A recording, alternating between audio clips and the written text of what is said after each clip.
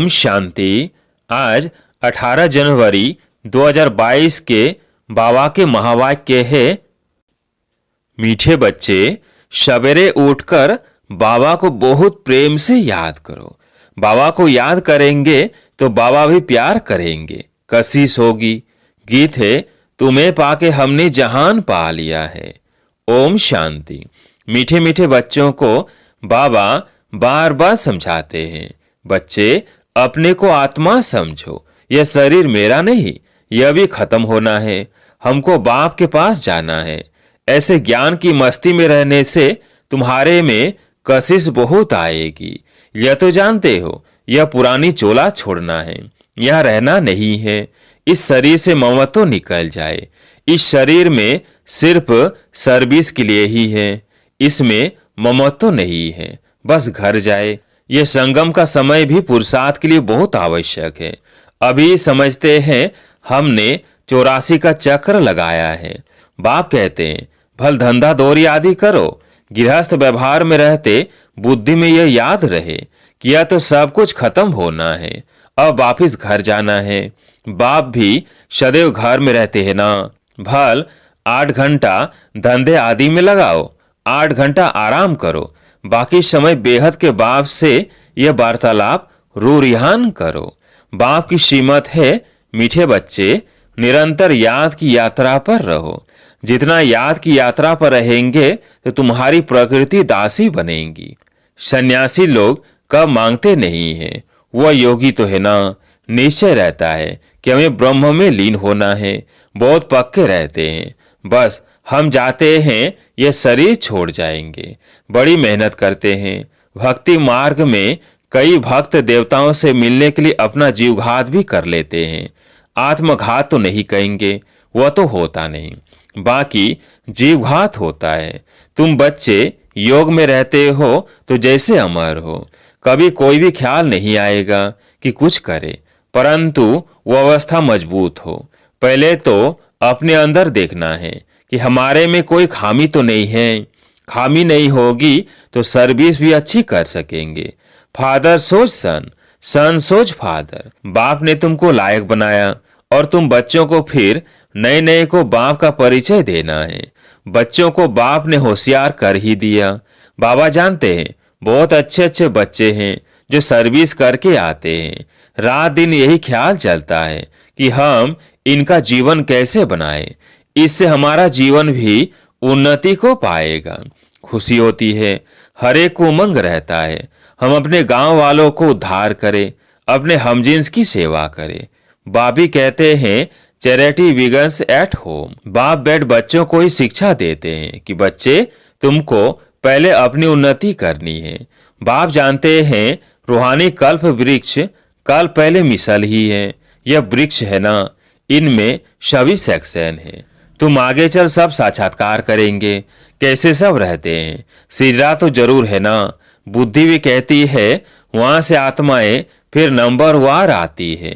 तो बच्चों का विचार सागर मंथन चलना चाहिए कि ऐसे ऐसे सर्विस करे, यह करे। साथ साथ बाप की भी याद रहनी चाहिए, याद से ही उन्नति होती है। बाबा कहेंगे ड्रामा प्लेन अनुसार जो पास हुआ वो ठीक है। लाडले बच्चे, आगे चल तुम्हारे में योग बल की ताकत आ जाएगी। फिर तुम किसी को थोड़ा ही समझाएंगे तो झट समझ जाएंगे। यह भी ज्ञान बाण है ना। बाण लगता है तो घायल कर देता है। पहले घायल होते हैं फिर बाबा के बनते हैं। तो एकांत में बैठ युक्तियां निकालनी चाहिए। ऐसे नहीं रात को सोया सुबह को उठा, नहीं, सवेरे उठकर बाबा को बहुत प्रेम से याद करना चाहिए। रात को भी याद में सोना चाहिए। बाबा को याद ही नहीं करेंगे तो बाप फिर प्यार कैसे करेंगे, कशिश ही नहीं होगी।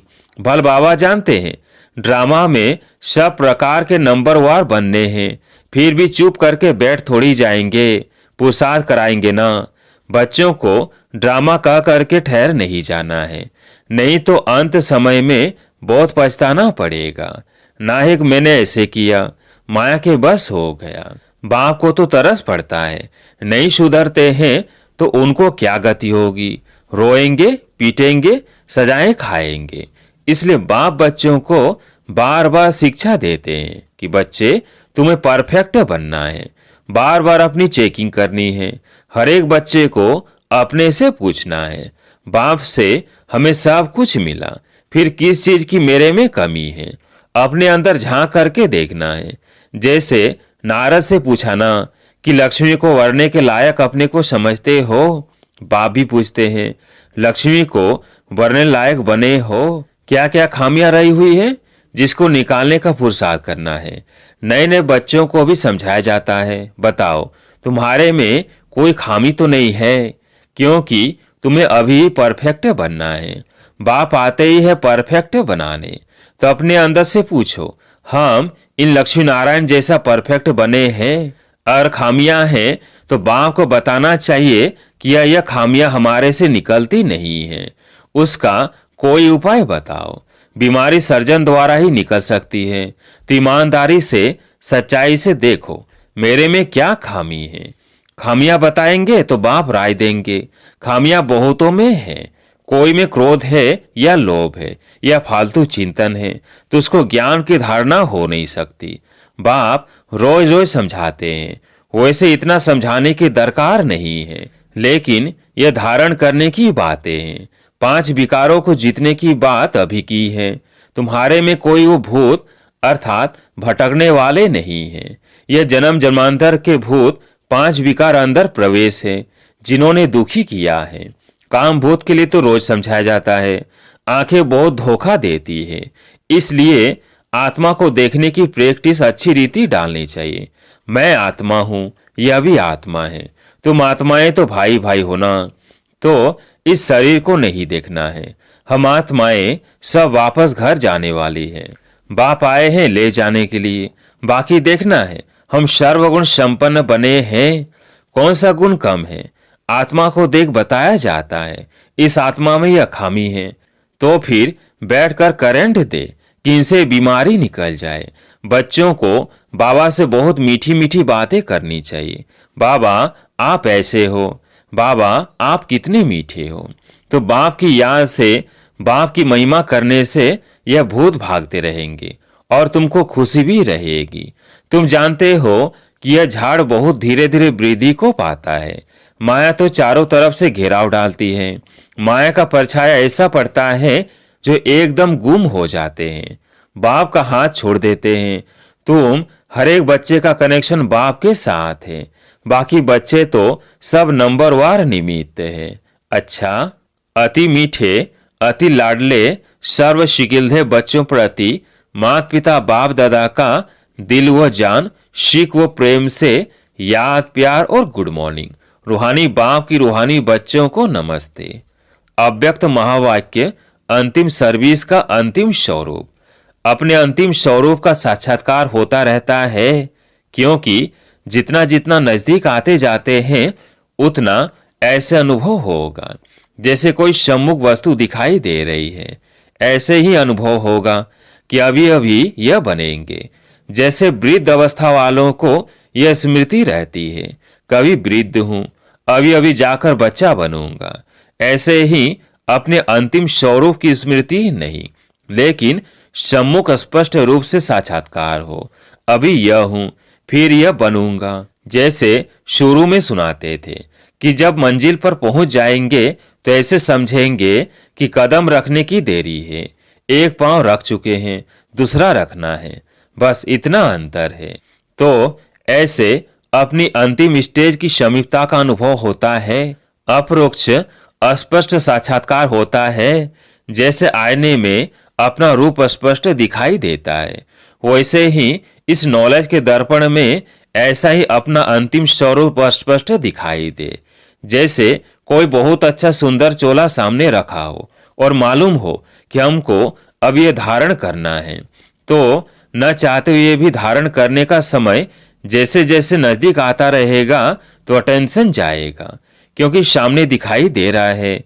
ऐसे ही अपना अंतिम स्वरूप सामने दिखाई देता है, उस स्वरूप तरफ अटेंशन जाता है। वो लाइट का स्वरूप कहो व चोला कहो, लाइट ही लाइट दिखाई पड़ेगी। फरिश्तों का स्वरूप क्या होता है, लाइट देखने वाले भी ऐसे अनुभव करेंगे कि यह लाइट के वस्त्रधारी है, लाइट ही इन्हों का ताज है, लाइट ही वस्त्र है, लाइट ही इन्हों का श्रृंगार है। जहां भी देखेंगे तो लाइट ही देखेंगे। मस्तक के ऊपर देखेंगे तो लाइट का क्राउन दिखाई पड़ेगा। नैनों में भी लाइट की किरणें निकलती हुई दिखाई देंगी। तो ऐसा रूप सामने दिखाई पड़ता है क्योंकि माइट रूप अर्थात शक्ति रूप का जो पाठ चलता है वह प्रसिद्ध किससे होगा? लाइट रूप से। कोई भी सामने आए तो 1 सेकंड में अशरीरी बन जाए, वो लाइट रूप से ही होगा। ऐसे चलता फिरता लाइट हाउस हो जाएंगे जो किसी को भी ये शरीर दिखाई नहीं पड़ेगा। विनाश के समय पेपर में पास होना है तो सर्व परिस्थितियों का सामना करने के लिए लाइट हाउस बनना पड़े। चलते फिरते अपना वह रूप अनुभव होना चाहिए, यह प्रैक्टिस करनी है। शरीर बिल्कुल भूल जाए। अगर कोई काम भी करना है, चलना है, बात करनी है, वह भी निमित्त आकारी लाइट का रूप धारण करना है। जैसे पाठ बजाने समय चोला धारण करते हो, कार्य समाप्त हुआ चोला उतारा, 1 सेकंड में धारण करेंगे, 1 सेकंड में न्यारे हो जाएंगे। जब यह प्रैक्टिस पक्की हो जाएगी फिर यह कर्म भोग समाप्त होगा। जैसे इंजेक्शन लगाकर दर्द को खत्म कर देते हैं, हठयोगी से शरीर से न्यारा होने का अभ्यास कराते हैं, ऐसे ही यह स्मृति स्वरूप का इंजेक्शन लगाकर देह की स्मृति से गायब हो जाए। स्वयं भी अपने को लाइट रूप अनुभव करो तो दूसरे भी वही अनुभव करेंगे। अंतिम सर्विस यही है। इससे सारी कारोबार भी लाइट अर्थात हल्की होगी। जो कहावत है ना, पहाड़ भी राय बन जाता है, ऐसे कोई भी कार्य लाइट रूप बनने से हल्का हो जाएगा। बुद्धि लगाने की भी आवश्यकता नहीं रहेगी। हल्के काम में बुद्धि नहीं लगानी पड़ती है। तो इसी लाइट स्वरूप की स्थिति में जो मास्टर जानी जाननहार व मास्टर त्रिकालदर्शी के लक्षण हैं वो आ जाते हैं। करे या ना करे यह भी सोचना नहीं पड़ेगा। बुद्धि में वही संकल्प होगा जो यथार्थ करना है। उस अवस्था के बीच कोई भी कर्म भोग की वासना नहीं रहेगी। जैसे इंजेक्शन के नशे में बोलते हैं, हिलते हैं, सभी कुछ करते भी स्मृति नहीं रहती है।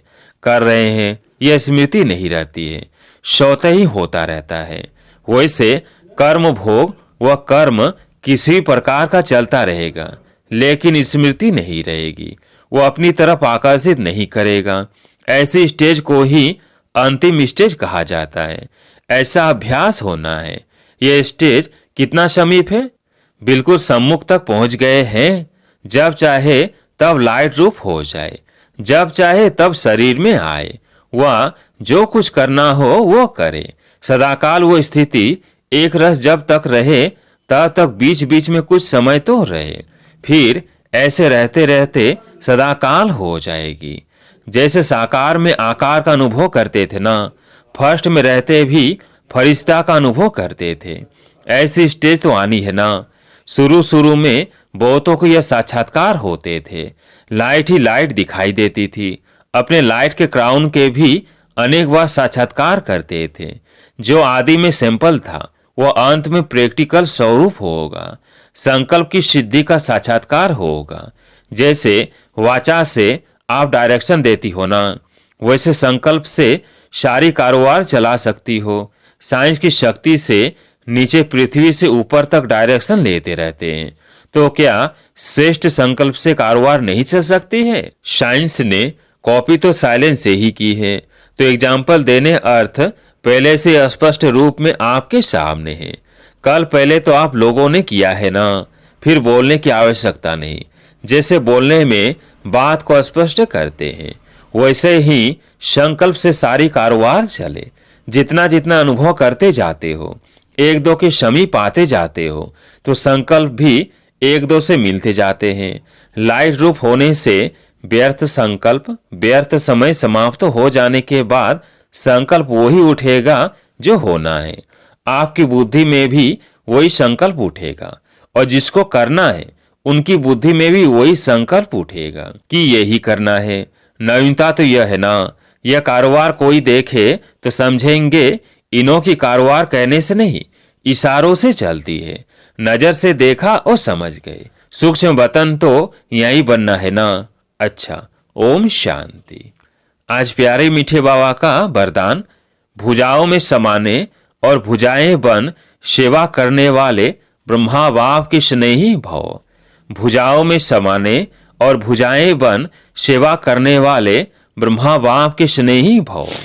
जो बच्चे बाप स्नेही हैं वो सदा ब्रह्मा बाप की भुजाओं में समाये रहते हैं।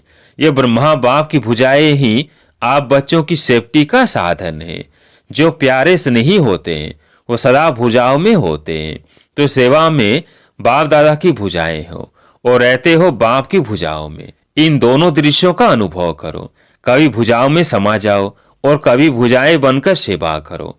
नशा रहे कि हम भगवान के राइट हैंड हैं। स्लोगन, संतुष्टता और प्रसन्नता की विशेषता ही उड़ती कला का अनुभव कराती है। संतुष्टता और प्रसन्नता की विशेषता ही उड़ती कला का अनुभव कराती है। लवलीन स्थिति का अनुभव करो। बाप का बच्चों से इतना प्यार है जो अमृत वेले से ही बच्चों की पालना करते हैं। दिन का आरंभ ही कितना श्रेष्ठ होता है। स्वयं भगवान मिलन मनाने के लिए बुलाते हैं, रूरियान करते हैं, शक्तियां भरते हैं। बाप की मोहब्बत के गीत आपको उठाते हैं, कितना स्नेह से बुलाते हैं। उठाते हैं, मीठे बच्चे, प्यारे बच्चे आओ। तो इस प्यार की पालना का प्रैक्टिकल स्वरूप सहज योगी जीवन का अनुभव करो। अच्छा, ओम शांति।